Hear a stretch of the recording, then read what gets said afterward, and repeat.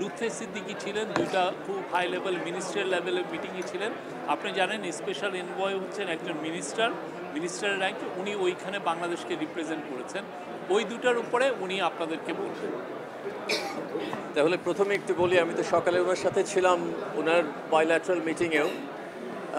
সবচেয়ে যেটা অদ্ভুত একটা অ্যামেজিং জিনিস হলো যে সবাই এসে অন্যান্য ওয়ার্ল্ড লিডাররা এসে ওনার সাথে যে কোনো এই সাইড থেকে ওই সাইড থেকে এসে, oh we want to meet you, how you doing, you and your country are highly respected, so just a really good feeling.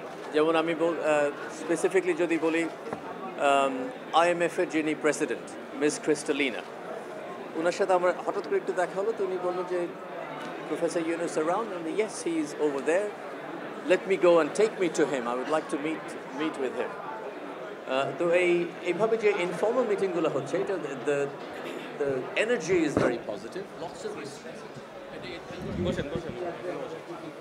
Help you. What is the reform journey going to be like?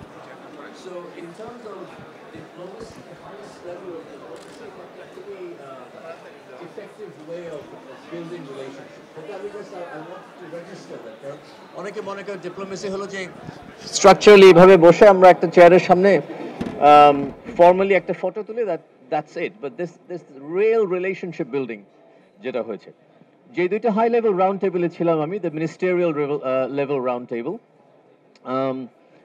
এটাতে আপনার একটাতে British prime minister Keir Starmer ছিলেন, আরেকটাতে world ব্যাংকের অজয় বাঙ্গা, various other heads of governments and ministers. The two topics, একটা হলো mitigation, climate mitigation or decarbonization.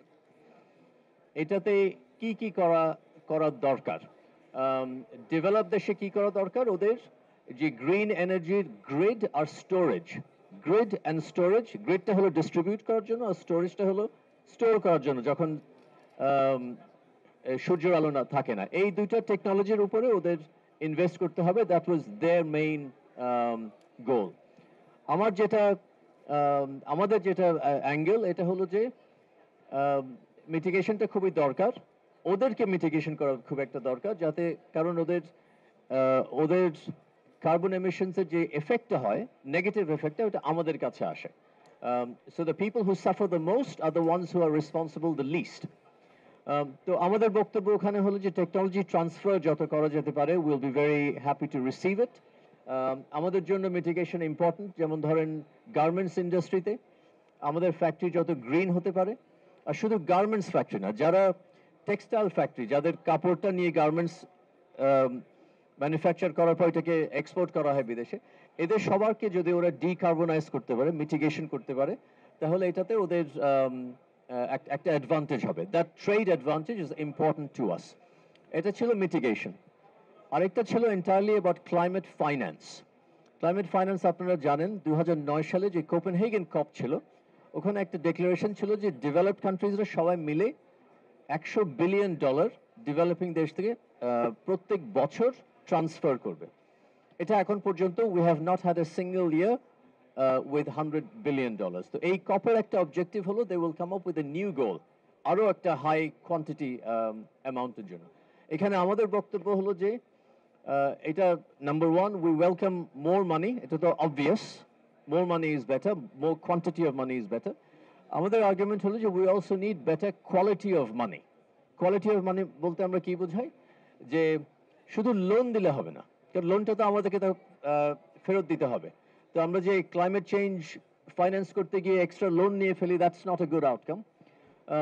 তো the quality of funding needs to be better, আরও বেশি গ্রান্ট হতে হবে, আরও বেশি একুইটি হতে হবে, শুধু লোন বা ডেট না, ঋণ না। এটা হলো একটা। আরেকটা কোয়ালিটি অফ ফাইন্যান্সের মধ্যে হলো, ওরা অনেকে বলতে চায় যে প্রাইভেট সেক্টর ফান্ডিং আরও বেশি, কমার্শিয়াল ফান্ডিং আরও বেশি দেওয়া দরকার। এটাতে আমাদের কোনো আপত্তি নেই, কিন্তু private sector funding should not crowd out public sector funding. পাবলিকটা লাগবে, কনসেশনাল লাগবে, গ্রান্ট লাগবে, এগুলো যেন সাবস্টিটিউট না হয়ে যায়, এটা যেন রিপ্লেস না হয়ে যায় উইথ কমার্শিয়াল ফান্ডিং।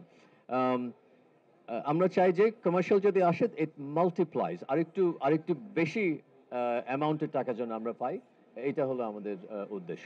তো এই দুইটা ছিল আজকের আমার হাই লেভেল রাউন্ড টেবিল, কালকে আরও আছে। আর এখন তো তারপরে যেই আরেকটা অনুষ্ঠান হলো, আম, এটা তো দেখি যে আমি তো ঢুকতে পারলাম না স্যারের এই যে প্যানেলটা যে মাত্র হলো, highly over subscribed, highly crowded. তো এরকমই কালকেও আবার হবে।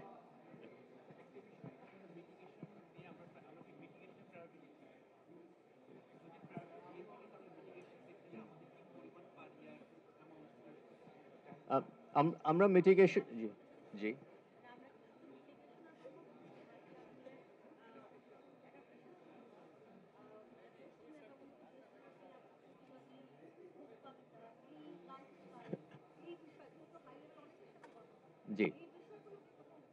জি জি জি জি এই বিষয়টাই আপনার বিশেষ করে অনারেবল চিফ অ্যাডভাইজার সাহেবের যে কনসিস্টেন্ট মেসেজ, এটা হলো এই বিষয়টার উপরে, we need a new civilization, we need a new growth model, a new consumption model, mainly in the developed countries, যেটা আপনি বলছেন। তো মিটিগেশনটা ওদের জন্য এখন দ্যাটস প্রায়োরিটি। আমাদের একটা বক্তব্য হলো যে গ্লোবাল এজেন্ডা যখন হয়, এটাতে আমরা অ্যাডাপ্টেশনকে আরো বেশি প্রাধান্য দিতে চাচ্ছি। এটা মানে না যে আমরা মিটিগেশন করব না, কিন্তু যতটা অ্যাডাপ্টেশন আমাদের জন্য ইম্পর্ট্যান্ট, ততটা হয়তো এই ইন্টারন্যাশনাল ফোরামে এইটা এই এজেন্ডা টপিকে হয় না। কারণ ওরা বলতে যে ক্লাইমেট চেঞ্জ, নেট জিরো 2050। আমি বলি যে climate change is already here, it's just not distributed evenly. আমাদের জন্য তো adaptation is a current and an existing issue. এই জন্য আমাদের জন্য তিনোটাই লাগবে: loss and damage, adaptation and mitigation. যদি আপনাকে একটা এক্সাম্পল দিই, ধরেন একটা একটা কোস্টাল কোনো একটা এরিয়াতে একটা সাইক্লোন হলো। সাইক্লোন হয়ে প্রথমে কি দরকার আমাদের? We need loss and damage to repair. তারপর কি দরকার আমাদের? উই নিড অ্যাডাপ্টেশন, হয়তো ম্যানগ্রোভ, একটা দেয়াল বানাতে হবে যাতে করে নেক্সট টাইম যখন এই সাইক্লোনটা আসে এটাতে একটু প্রোটেকশন পাওয়া যায়, দ্যাটস অ্যাডাপ্টেশন।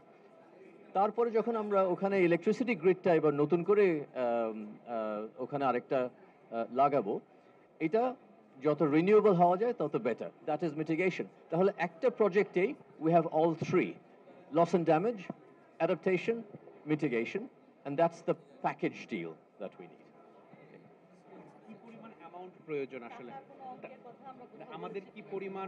জি, এটা আমাদের যে একটা পজিশন পেপার আছে, ওখানে নাম্বারগুলো দেয়া আছে, আমরা কি চাচ্ছি বা কি আশা করা যেতে পারে।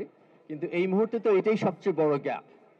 একটা হলো আমাদের কনসেপচুয়াল গ্যাপ, যেটাতে বললাম যে মিটিগেশন এর সাথেও অ্যাডাপ্টেশনকে যে প্রাধান্য দিতে হবে, একটা কনসেপচুয়াল গ্যাপ। এটাতে আমরা এখন উই আর গেইনিং গ্রাউন্ড। আমাদের সাথে আরো অনেকেই এই কথাটা বলছে। যেমন আমি বলছিলাম, we are the 8th largest country in the world by population, and we are the most vulnerable country in the world. দুইটাকে যদি একসাথে করেন, we have the most populous, vulnerable population in the world. আমাদের জন্য যে অ্যাডাপ্টেশনটা important, এটা we are making it clear. কিন্তু যখন বলছেন অ্যামাউন্ট, এটাতে there will be a big gap between demand and supply। এটাকে যদি আমরা একটু ন্যারো করতে